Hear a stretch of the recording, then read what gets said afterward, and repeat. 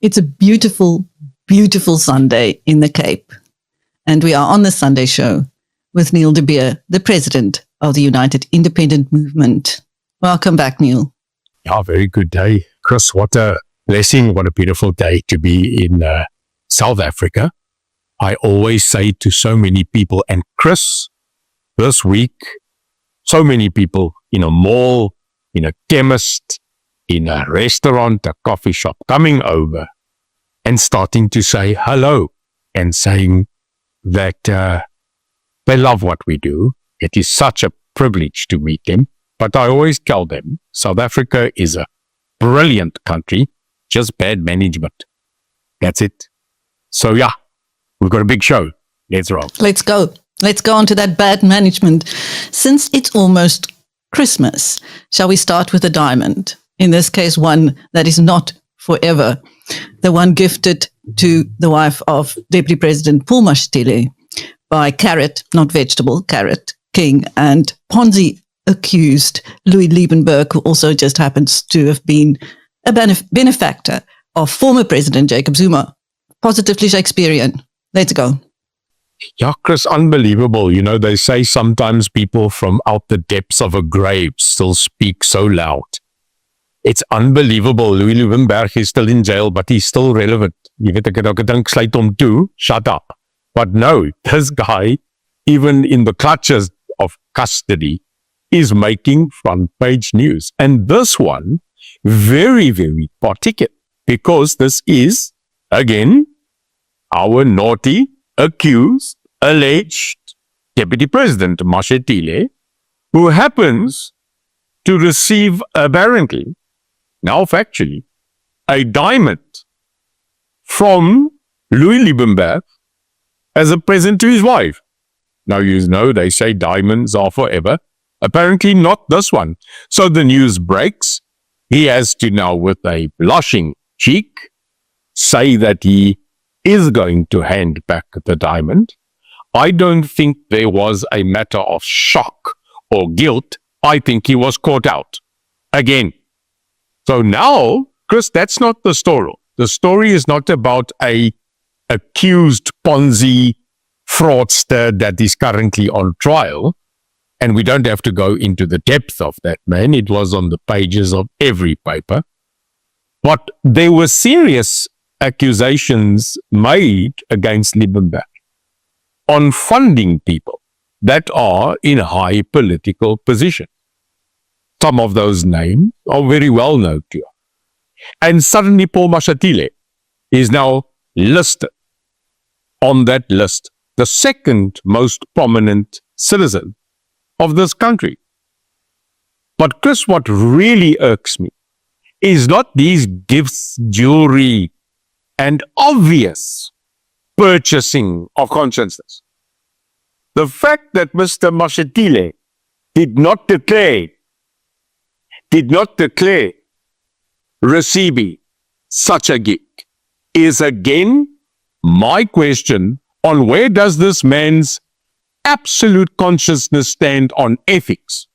Now again, it seems every Sunday I am saying it. I will not stop saying it until he faces all the charges that he is supposed to, sir. Because he's not going to get away with it, Chris. And at the end of the day, you and I, Citizen X, also look at the Mikey. We would love it. Why did he give it to him? Because he's a nice guy. Utter rubbish. I'm telling you, allegedly, apparently, all I bloody word that you have to use without being sued, it was to purchase power. This is it. We've been in this game long enough. So I hope we've got evidence that such stone has been returned. The question, Chris, is to whom does he return it? Because I don't think anybody, especially when Peter Groenewald, is going to allow Peter to sit there, govern correctional services, and have Paul and the diamond back to Louis in custody. I koop gou daai tronk. Nou. Interesting, but shocking. Sad, I think. Over to your girlfriend, Democratic Alliance Chair, Ms. Helen Zille. What can you tell us about her nuclear option for the government of national unity, Neil? You know, Chris, I I'm going to tell you, I don't care what people say. I am a huge fan of Helen. I have been a friend of Helen Zeller. I've had my ups and downs. I've had my battles on twist. But one thing I can, she doesn't take nonsense. And people will say she must go, and people will say her time is past and she's lost it a little bit. I don't care. I like that little bit of loss. Now, every single week, Frikkie Fikile sits there and says another chirp to the GNU. And go as far as saying last week that the DA can go. You know, we're okay. What kind of la-la land or substance is this man taking that he can continually think that the ANC is now past the traumatic disaster and is again in charge? Heilig man. We all know that the current turn, even minute, of the economy of this country, may I say a little bit of a better feeling. And I'm going to say it, and you know I'm not a member, but it's the DA. It is the GNU. Jy kan maar sê wat jy wil. And this is a fact. Now, Helen, every single time, comes up with a rebuff, which is typical her, straight to the point, party nonsense. Nee? And she says in an interview, I just want to make it very clear to the ANC that leaving the GNU, and here comes the genius within the sentence, that is my nuclear option. Yo. Now, Chris, if you understand war, if you understand military maneuver, if you understand armory, and if you understand the global war game, the ultimate of such a matter of finality has always been the threat of a nuclear war and who will push the button first. So her analogy is as follows. If we walked out of this GNU, when you drop a nuclear bomb, Nagasaki, Hiroshima, the fact is it's over and you can only use that on that system once. You can't come back again. That's next. So I found it very unique by her chirp back to say, to my nuclear option. The fact that she says it, therefore knows that she has it. Therefore, she understands it. In daai knoppie, she knows where it is. And the scale of balance of continually telling the ANC that you are not prominent, you don't like us, there's a split in the ANC, GNU and the RET, and that the GNU will continually talking so that we can keep it together. I'm saying 2027 benchmark. And at this current moment, because we need to start doing something to protect ourselves against the MK onslaught and the continual crack within that system of the ANC. And I now see rumor crumbs on the ground. Captain McKenzie apparently is not so much the preferred kid on the block anymore. I hear some knives out for him, specifically now the recent court judgment that he needs to produce some papers. That's weird because I thought he was the president's favorite. Now, Gayton previously told me, I like Gaty, that I must go back into politics, run around the government and then reach ministerial status where he is. I loved it. I support it. Just a message to him, when he was still serving in another department, I was already running around in those halls as a person that was loved in the struggle. So no fight with him, just good luck. This is a scenario that I'm going to follow because now the GNU is settling, the GNU is looking at each other, who's doing what, who's not doing what. Interesting 2025, Chris. But nuclear option, the button is there, Helen. And meanwhile, President Cyril Ramaphosa played musical ministerial chairs. Chris, what does a person say? It is like a fly that is embroiled in a spider web, and the fly actually thinks that it can unbundle itself. The thing with a spider web is the more this fly tries to get out, the tighter the grip of the spider web. It just sucks you in until happy can happy, spinnekop again, it comes to eat you. Cyril's like that fly now. He's just going from one worse entanglement to another. Chris, again, spineless, gutless, absolutely sonder ruggraat. This man, he sits and he doesn't have the watermelons. I het nie die rugbyballe to get up and to fire Semelani. He doesn't have it, Chris. So what does he do? Instead of saying to her, every week more things come out about you, I cannot have you in a government that is supposed to clear up looting, the absolute drama and history of theft and corruption in this government. Because one of the things that this government must do is root out corruption. He's not doing it. There he says, instead of suspending her, instead of putting her on leave, instead of removing her, he moves her. Because where does he move her to? He doesn't move her to an inconsequential ministry. He doesn't put her in a ministry, I say it because I know it. There are certain positions in cabinet that are extremely important and some of them that are maintenance. You know, sport, art, culture, critical for those people, critical for the country, but not death-defying on the future of a country. Those kinds of issues of ministries, they are maintenance issues. You know where he puts her? He puts her in historically, fact, we can bring it up, one of the most plundered, lootable, ek het jou daar so woord is, lootable. There is now. There's now lootable ministries in this country, human settlements, housing. Chris, this country has a history that the housing department of this country is the pig's trough. Go look at the charges. Go look at Zondo. Go look at where most of those thefts took part in provinces. Housing. Pay you $1 billion so that you can build 1,000 housing. You build 5 and then you disappear. This is it. And he makes her the minister. Now, I'm sorry, Chris. This is not personal. This is IQ. This country, when they see this, should sit back and be in shock. Not because of her. She is who she is. She has done what she has done.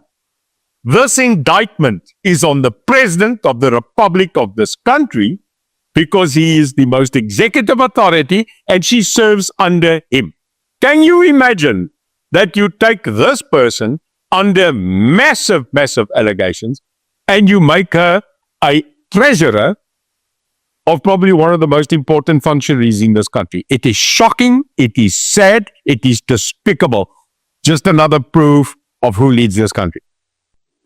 Now, with an eye on the next election, as all eyes are already, the South African Communist Party wants to contest it independently, apparently because they feel that the African National Congress has treated the DA with more respect than its old alliance partners. What do you think, Neil? Alles Murtu. You know, Chris, let me quickly tell you, I would like to send the email to Blaise Nzimande. And I would like to tell him, Blaise, communism is over. Actually, the South African Communist Party is the South African Socialist Party. You are no longer communist. You are now socialist. I know what he's going to answer, Chris. He's going to write back and say, yes, but we printed the T-shirts. So, the branding is... Because let me quickly tell you... No wasteful expenditure. Absolutely. Chris, let me quickly tell you, do you know what is trifle? Mm-hmm. My grandmother, Oma Minnie, made trifle. The problem with my grandmother is in her later age, she forgot how many dots of port or sherry she put in. So all the kids got drunk on a Sunday, dankie Oma. But no one can ever remake my grandmother's trifle. It's gone. It's like a communist party. Don't you get it? Alles Murtu. They collapsed in Russia. China, it definitely not a communist party. I called China an absolute fact to the face of one of the ambassadors. I said to that person, you are not a communist. You are absolutely not a communist. He said to me, but then what are we? I said, you're a dollar communist. He said, what mean? I said, what that means is you try to give money to everybody, keep a lot for yourself, but without being a capitalist. You are nothing. There does not exist a communist regime in this country. Show me one. North Korea is not a communistic state. It's a dictatorship. Havana has changed. They're trying to gabble between the days, between Che Guevara and who they are now. Chris, there's no communistic state alive. The only place where you physically see people who want to pretend that they are communists is the SACP. How relevant are they? So the question is, there they go, and the SACP marches to say that we should bring textiles back to South Africa. But if you take the SACP t-shirt, it says made in China. So when you now had these guys getting up and saying, we are splitting away from the ANC, it's not dramatic. We are going to contest the elections in 2020. It's not dramatic.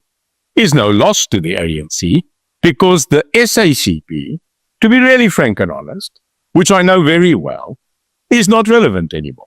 They now are so desperate because they see a sinking ship. They see that the ANC not loves, but prefers the company of the DA, of the PA, of the Freedom Front Plus. They are irrelevant. They did not even get a seat in the discussions of the GNU. So it's not a surprise. And I don't say that they are not going to get some votes. They are just those kind of people. But relevant? No, I don't think so. And good luck with new t-shirts. Well, while we are on the SACP,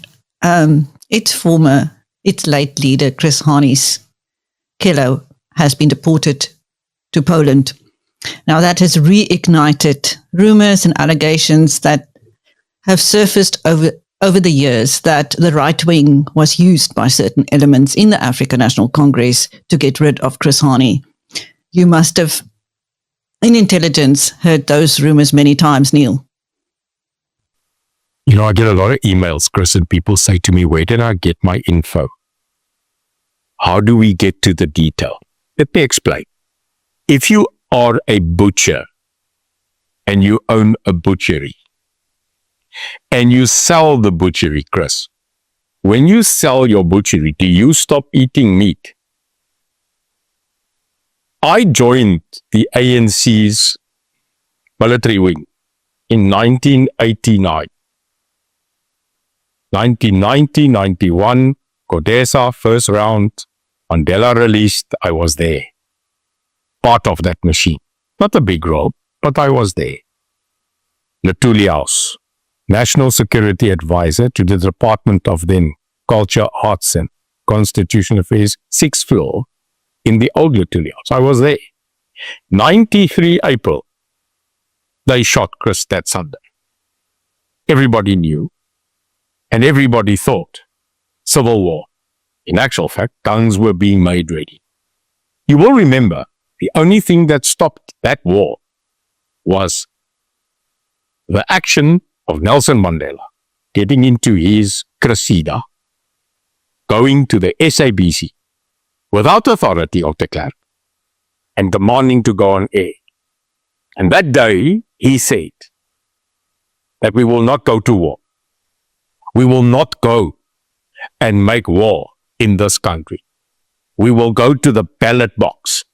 Because if we do today what so many want to do, then we will prove everybody that are the detractors of us right. That was his talk. We didn't go to war. Massive funeral. But then the highlight, who did it? Clive Derby Lewis and Janos Valls. Clive, a member of the then Conservative Party, Jalus Balus, an activist and a person that they are the trigger pullers, apparently. What's very weird is that it was a older white lady who was the neighbor to Chris Harvey who identified the two white men that killed him. Strange, it wasn't anybody else. I do remember Tokyo Sokwale being one of the first people at the site. Move forward, they go to jail. Clive Derby Lewis gets out. But the fight was, we know who pulled the trigger. Who told them to pull the trigger? They were the trigger men. They were not the conspirators. Now, Chris, in the intelligence services, in politics, in global, there's always a secret that's spoken about, but it's never delivered. Who told the trigger man to shoot JF Kennedy? Who? Who told that man to shoot Abraham Lincoln? Who are the people that told those people to shoot Kasami? That's our country's political secret. There are a few, in my opinion. I'm not one of them. And even if I was one of them, this is not for me to say to the world. But I'm not. But there are people who say they absolutely know. The rumor is it was an inside job. It was a matter of even, allegedly, ANC members that were part of that plot. You can see it in everyone. And funny, Jacob Zuma, isn't that the one that he uses every time that he says he's going to push his nuclear button? You will notice Jacob Zuma will always say, but I'll say. I think if he does, if he ever does, and if it was so, I think in the problem, there are probably still people alive today, and possibly, Chris, people that are in power today that bear that secret. So it's not like Mandela, Sisulu, Mbeki, Govan, they are dead and they took it to the grave. Nay. If it's true, they walk amongst us. Clive Derby Lewis died, cancer, and Jalus Walus, 2 years of parole, suddenly deported. Now, Chris, interesting. The Hani family, at every parole hearing, said that they want the truth, which means they don't believe these are the people. They wanted to know. That was their absolute appeal every time to stop them from getting parole, because they say they want to know the truth. Weird thing, yesterday, just before he gets deported to Poland, the daughter of Chris Hunt makes an appeal to have a meeting with him before he leaves the country. They had 2 years to do it. He was on parole for 2 years. Why now? So I don't think, Chris, that man leaving this country to Poland has closed the everlasting question of what is the real story behind the story. I think he's going to go on air in Poland on Wednesday night. Let's see what he reveals, whether that is going to change the history of our country. Anyway, I think, Neil, another WikiLeaks, but I doubt it.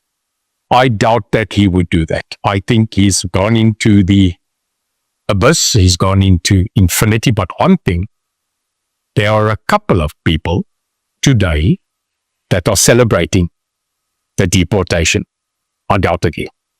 Neil, over to Gauteng and Ama Panyaza. Have you been keeping an eye on the training, the Sufis boys? You know, there's a lot of people, Chris, today that are my age, a good age, but let's call it all the young men over 30. The majority of us, we know what is training.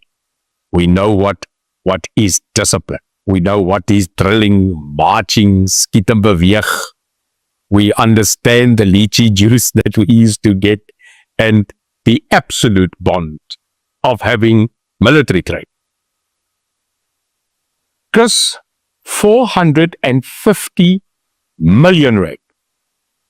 You know, people are starting to get used to these words, billion, million. We cannot as a country start getting comfortable with 6 or 9 zeros. Dis 'n allermintige klomp geld. Now, there goes Mr. Lesofie, Premier, and he sets a target that he is now going to create his own army, his own wardens. I don't know what the hell they are. Traffic, law enforcement.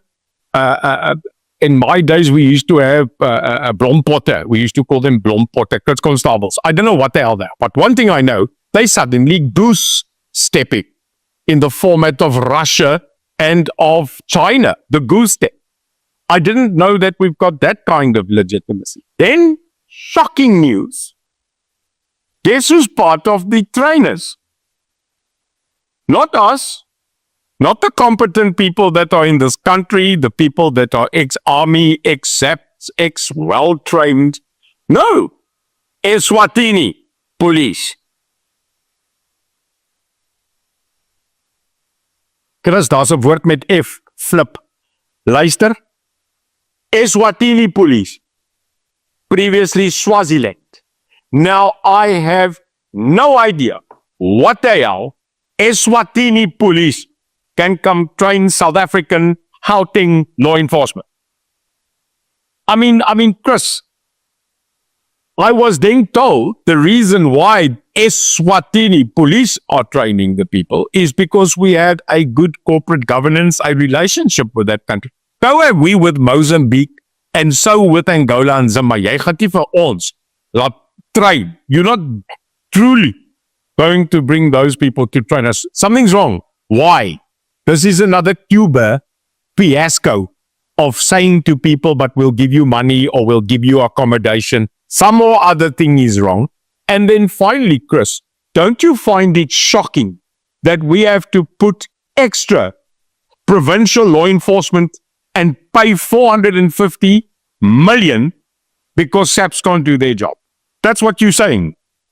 You are actually saying that the reason we need to put another 1,000, 2,000 people on the ground to fight crime is because SAP failed. You're a premier and you are trying to run for possible president in the future. This is an indictment, another one that the Sufi will have to say to us why and what reason. We know why. This is absolutely trying to score points, and the only one that suffers, Chris, again, is the pocket of the taxpayer. We're paying for this. And I find it irregular, and I won't let this story go. We will monitor it. Meanwhile, D-Day is looming for the Bella Bowl. The deadline, as far as I'm standing under correction, Chris, is the 13th of December, that the president called that is the deadline. There is this matter now of Solidariteit and the AfriForum grouping that said that they had a meeting. Now, Chris, there is a platform called NEDLAC. And at NEDLAC, there is a huge conference of various entities and organizations that come together and make certain strategic decisions at NEDLAC. You will remember that when Solidarity walked out under their CEO, he declared that they have absolutely come to an agreement on section 4 and 5, which has to do about choice of language, choice of the custodianship of the parent on that issue. That he said, government side, categorically, they signed the NEDLAC Article 4 and 5 agreement. 2 days later, Paul Mashatile says rubbish. Paul Mashatile again, eh? Now, kom my, Willie Buckle's piece. Denies it and says that NEDLAC's agreements are not binding. to government and to state, and then says that the GNU, Chris, have their own dispute resolution committee. And if there is a dispute between the DA, the Freedom Front Plus, whoever still has the guts to fight them, that is the relevant entity to talk to. Now, Chrissy, I don't think it's going to happen. I think the words of Cyril, Suki Cyril, was, if there's no clarity or alignment, ANC policy stands. There we go. So big ticking matter on another possible atom or nuclear option. The third one in this program today, Neil. Now, I don't particularly feel like talking about Eskom today, but let us go to that municipal debt. Where is it standing now? You know, Chris, again, 9 zeros. I call it a gabillion because it's too much money. But in this country, when you say a billion, people go, another billion. We cannot allow that. I sit back and monitor weekly some economy, some politics, some global politics, some warfare, law and order, specifically now the outcome of the Navy that only has one active ship apparently. Now, crispy, I don't want to go there. Because if Mozambique attacks us tomorrow with a 2-seater canoe, as ons moord. So I don't even want to go down there. It makes my collar go mad. In the Navy, they say, 1 boat is 0, 2 boats is 1. Go ask the Navy people. We are gone. So anyway, God bless us. And maybe this December, a couple of volunteers with junior ships can go out there with the windbooks and shoot the Chinese while they're trolling up here. Thank you. So, Chris, can you imagine Eskom always declaring itself bankrupt? Now, we're not talking about the stunning job of not having load shedding. And we should stop applauding them because that was their job. But we are so eager to just say power. Chris, do you know that when they ask for 53 billion or they ask for 100 billion so they can regenerate, so they can do other stuff to bring alternative? You and I have had that debate. To find out that the municipalities of this country, which 80%, by the way, are dead. They can't get clean audits. The bastion of this country's local government, 80% are bankrupt. But worse than that, they owe Eskom combined in September 2024, 90 billion. In Afrikaans, 90 miljard. Therefore, Chris, it means, and I'm not a calculator, but it means in simple economics that the biggest debt burden of making probably Eskom liquid, of making them sustainable, or absolutely at least adding, is the debt of the municipalities of 90 billion. What made us get there? I'll tell you what made us get there. Absolute mismanagement. Absolute. They can say what they want. The ANC government in 30 years destroyed the most critical foundation of governance, which is not parliament, which is not province, it's municipal. Because I want my lawn cut, my sewage done, my garbage removed, and I want services. Can you imagine? They owe Eskom 90 billion, and that's why we've got potholes. So I'm sorry, Chris, until we don't get corporate, economic, soluble good governance in the municipal areas, we are dead. We are not going to make it. And the reason is that this ANC has allowed people to take and not to give. And that's another debate in our next show where we are going to talk, Chris, about the evolution of the economic mass in this country whom never were charged for power and electricity before 94 and suddenly now are being told that you will pay your bill. This is a thing no one spoke about, is that it just went flag up, flag down, and there was no realization that we have to educate the people to tell them you have to pay. You can't just get. That is a rich country that can give. We are definitely not it. We are not a charity case. We will have to start cutting power, removing services, and then rebuilding this country's structures back. Thank you. That was Neil de Beer, the president of the United Independent Movement, on the Sunday Show with Biz News. And I'm Christine. Thank you, Neil. A blessed week to everybody.